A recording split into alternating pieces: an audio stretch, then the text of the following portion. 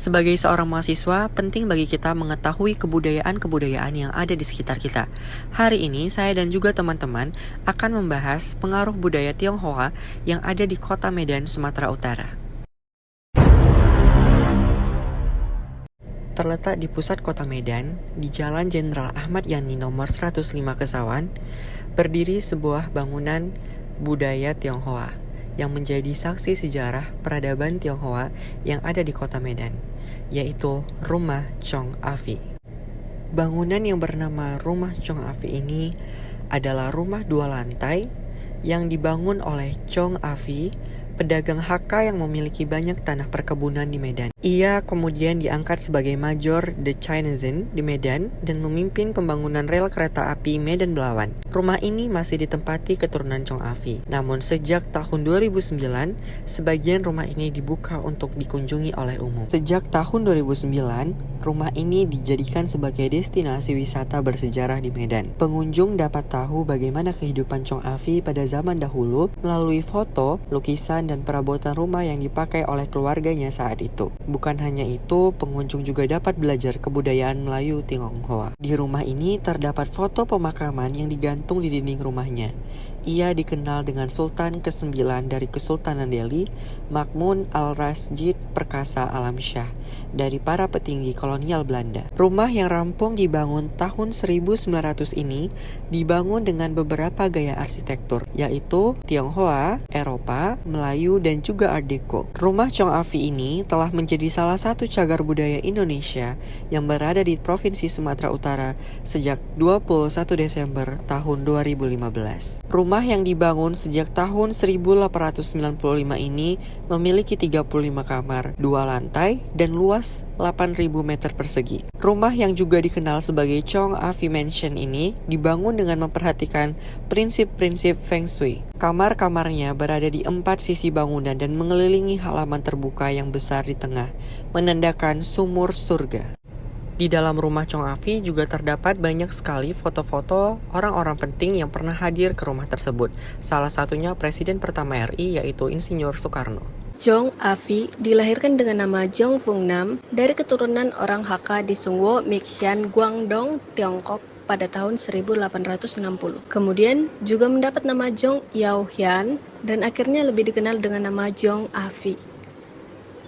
Chong Afi berasal dari keluarga yang sederhana. Bersama kakaknya Chong Yong Hian, Chong Afi meninggalkan bangku sekolah dan membantu menjaga toko ayahnya. Walaupun hanya mendapatkan pendidikan seadanya, tetapi Chong Afi sangat cerdas dan menguasai cara-cara berdagang sehingga usaha keluarganya cukup sukses. Chong Afi tumbuh menjadi sosok yang tangguh, menjauhi candu, judi, mabuk-mabukan, dan pelacuran. Ia menjadi teladan yang menampilkan watak kepemimpinan yang sangat menonjol. Ia sering menjadi penengah jika terjadi cekcok antara orang Tionghoa dengan etnis lain. Di daerah perkebunan milik Belanda sering terjadi keributan di kalangan buruh yang menimbulkan kekacauan, dan karena kemampuannya, Chong Afi sering dimintai Belanda untuk membantu mengatasi masalah-masalah tersebut. Ia lalu diangkat menjadi letnan Tionghoa dan pindah ke kota Medan. Karena prestasi yang luar biasa, dalam waktu singkat Chong Afi naik pangkat menjadi kapitan pada tahun 1911 untuk menggantikan kakaknya yang telah wafat. Dengan rekomendasi Sultan Delhi, Chong Afi menjadi anggota Gementerat atau Dewan Kota dan Kulturat atau Dewan Kebudayaan, selain menjabat sebagai penasihat pemerintahan Hindia Belanda untuk urusan Tiongkok. Chong Afi dikenal sangat berjasa dalam membangun kota Medan yang pada saat itu dinamakan Delhi Tua, terutama kawasan permukiman etnis Tionghoa atau Kampung Tionghoa.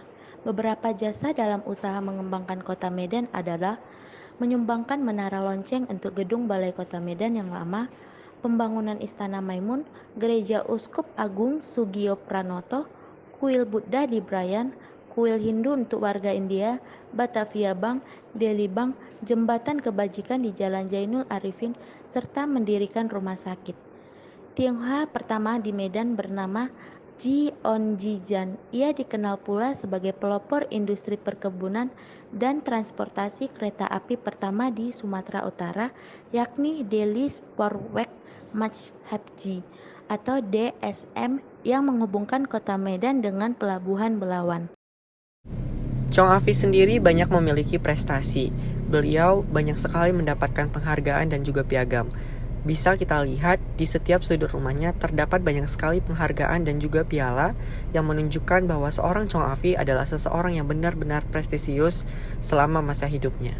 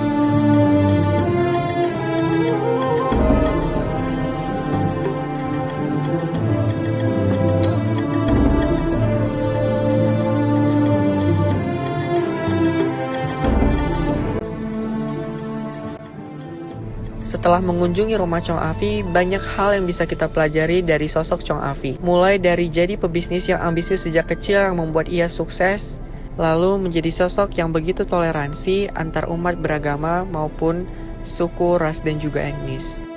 Dan masih banyak lagi hal positif yang bisa kita pelajari dari sosok seorang Chong Afi.